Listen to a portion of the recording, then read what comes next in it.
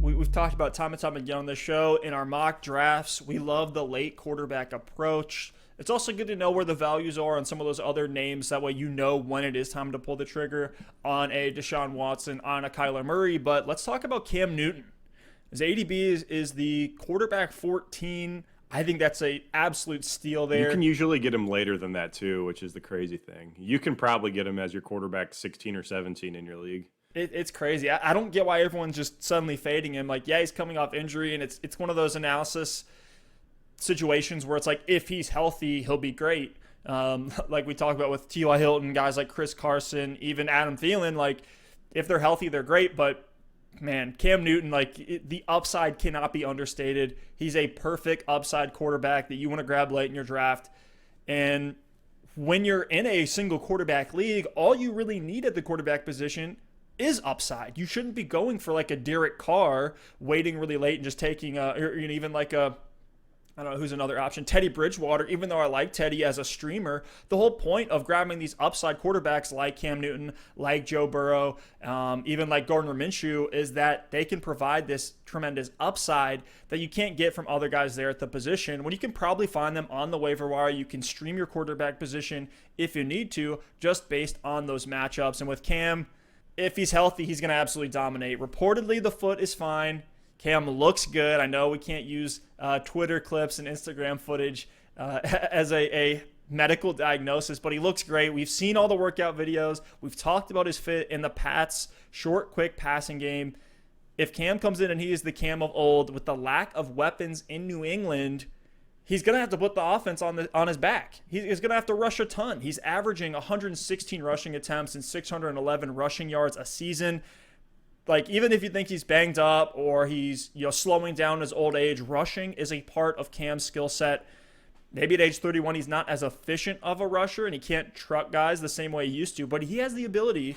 He has in his range of outcomes to rush the ball over 100 times, put up over 500 rushing yards this season at the quarterback position. That gives you top 8 upside. Like, if he's healthy for 16, I think he's top 8, no question.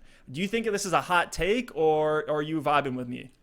No, I'm with you. I mean, to me, his upside is a top 5 fantasy quarterback. I'm not going to say it's a guarantee, but I think his upside is easily there. I mean, look at his last 7 seasons as a starter. He has a long track record. And last year, obviously, he was hurt.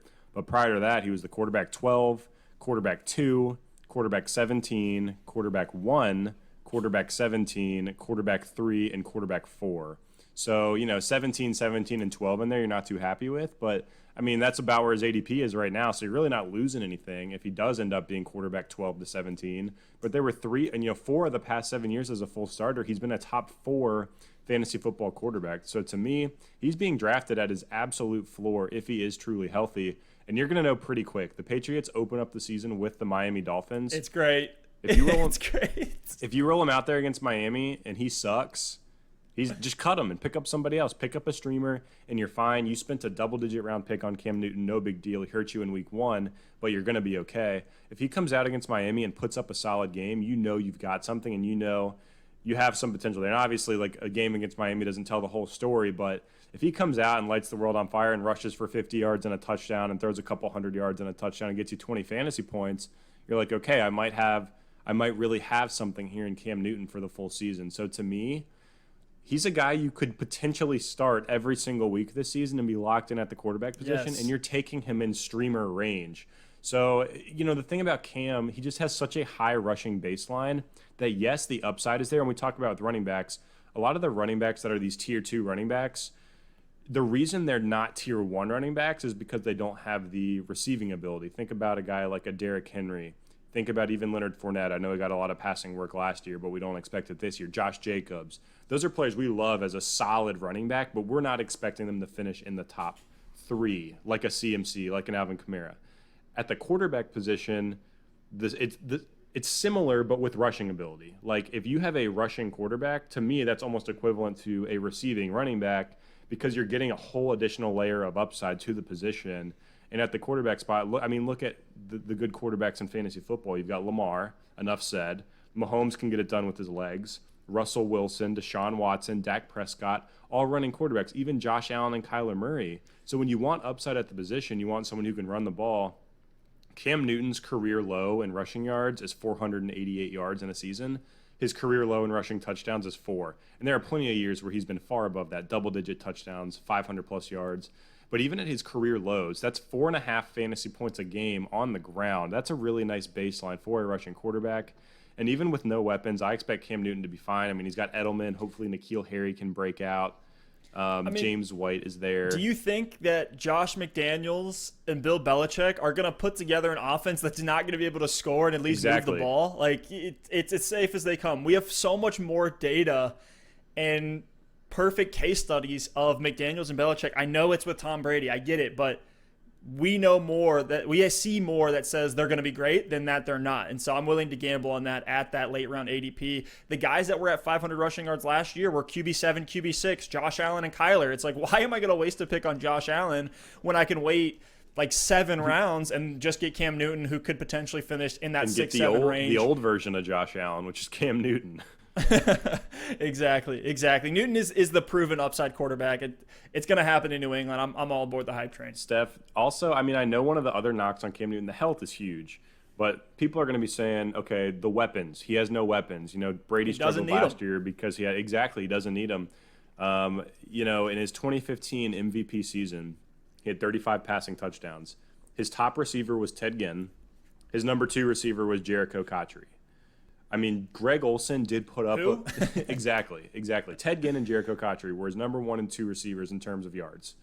Greg Olsen put up a big year at tight end, but I do expect Edelman and James White to find a way to work together to represent that role for Cam Newton. Think about the underneath routes, the check downs, the out routes. I think Edelman and James White are going to be just fine in giving Cam Newton those easy check down options, those high completion percentage options, and they're going to be able to do enough with those to get Cam the yards, to get Cam to be able to move the ball down the field with this offense. So I think he actually has better weapons this year in New England, even though they are pretty weak in that sense, than he did in his MVP season in Carolina. So I'm not worried about that. And the icing on the cake, and I don't want to overreact to this, but you know, going into the year, we thought the Patriots were going to be a very stingy defense like they were last season. They're going to be locking people down. The Pats are going to be winning games 21-17. But Patrick Chung and Dante Hightower opting out doesn't mean nothing. And I think they're still going to be a very good defense, but that should take away from the dominance we saw in 2019. And the Pats might actually need Cam Newton to do a little bit more than they thought they were going to need him to do. So I'm all in on taking Cam Newton as a late round flyer. I think there's going to be a lot of leagues where he ends up on the waiver wire, and after week 1, he's going to be one of those hot names that people want to pick up. Well, you put the icing on the cake, and I'm going to make it like a s'more or an ice cream sandwich because I'm going to add another layer on there. Because dude, I love double icing. Give me that all day. I see the running back turmoil that they're having with questions about Sony Michel. I know reports are positive on Damian Harris, but he's super unproven. That could just mean more rushing volume and ability, whether that's goal line, whether it's just moving the ball on high leverage situations, 3rd and 3. Like it's going to be Cam who's getting it. I don't know if it's going to be Sony Michel or Damian Harris. So that kind of helps as well. Just another layer added on there.